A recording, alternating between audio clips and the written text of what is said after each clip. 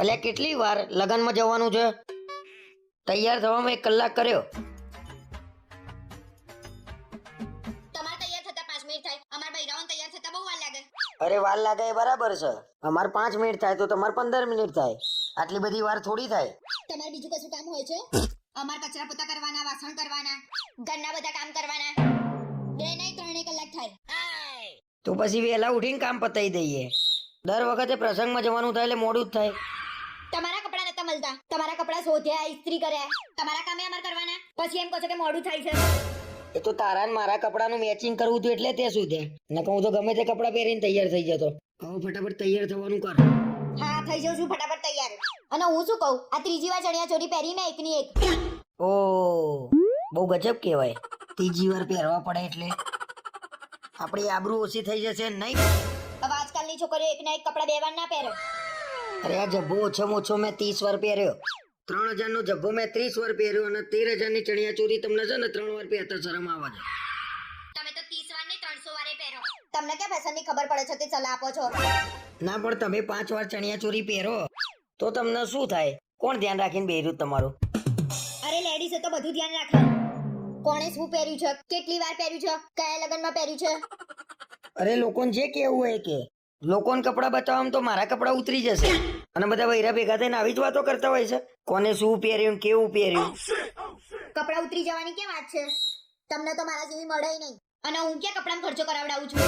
અરે એ તો મને ક્યાં ખબર નહીં કે તારે સહેજે ખર્ચો નહીં કપડામાં.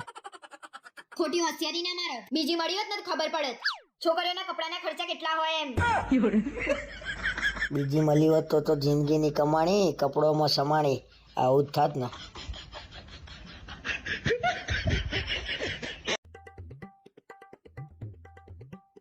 અલ્યા સાંભળો છો, મારા ફ્રેન્ડનો બર્થડે આવે છે તો શું ગિફ્ટ અપાય? શેની ગિફ્ટ? કશું ગિફ્ટ ના હોય. નવાઈની બર્થડે આવે છે. પાછું ચાલુ કરી દીધું તમે? ખબર પડે નહીં ના. અરે ખોટા ખર્ચા કરીને કોઈ મતલબ નહીં. બર્થડે વર્ષમાં એક જ વાર આવે તો સારી રીતે જ ઉજવવાનો હોય ને. કેક ના બેક ના ખોટા ખર્ચા કરવાના એના કરતા 2 પૈસા કોકને આપવા સારા. આમાં ખોટા ખર્ચાની વાત જ ક્યાં આવી? મેં તો તમને ખાલી ગિફ્ટનું જ પૂછ્યું છે. મારું તો માનવું એવું છે કે બર્થડે ઉપર 2 જણા એકલા જવાનું ફરવા, જમીન શાંતિથી મોડા ઘેર આવવાનું. સારું આપણે આવી રીતે જ કરશું. બીજા જોડે મારે શું લેવા દેવા?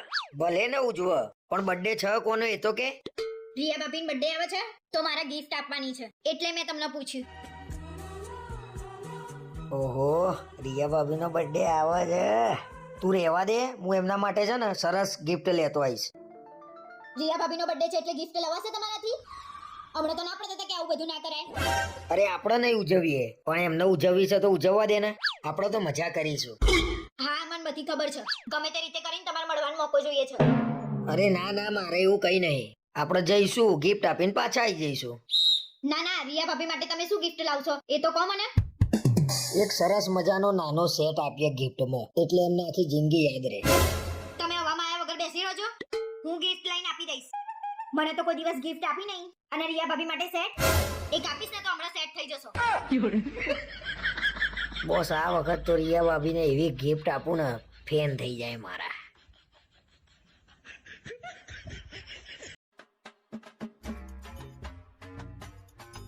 કાલે મોડું કર્યા વગર વહેલા ઘેર આવી જજો. કેમ કાલે ક્યાંય જવાનું છે તે વહેલા આવું? હાસ તો કાલે અમારા ત્યાં લગન છે તો આપણે જવું પડશે ને. મેં કીધું નતું તમને? અરે શેઠીઓ ભાઈ કાઢી મૂકશે પછી આપણા ઘેર લગન નહીં આવતા. તમારા ત્યાં લગન આવશે ત્યારે શીઠીઓ નહીં કાઢી મૂકો.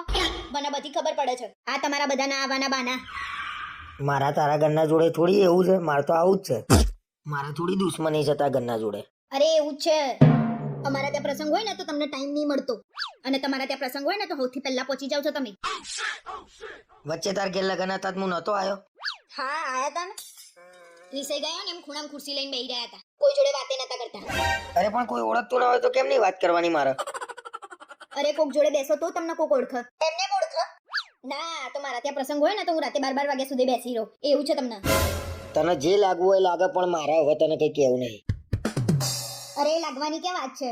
મને દેખાતું નહીં? જમી લે ને એટલે તરત જ વહેલા ઘેર જઈએ. વહેલા ઘેર જઈએ. ઘર બાકી જતું હોય ને એમ. સારું ભાઈ, હવે કાલે લગ્નમાં કેટલા વાગે જવાનું છે મને કહી દે, એટલે વહેલા આવવાની ખબર પડે મને.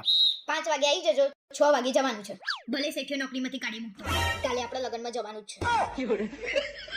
હવે ફાવક ના ફાવક, મારા ગયા વગર છૂટકો નહીં.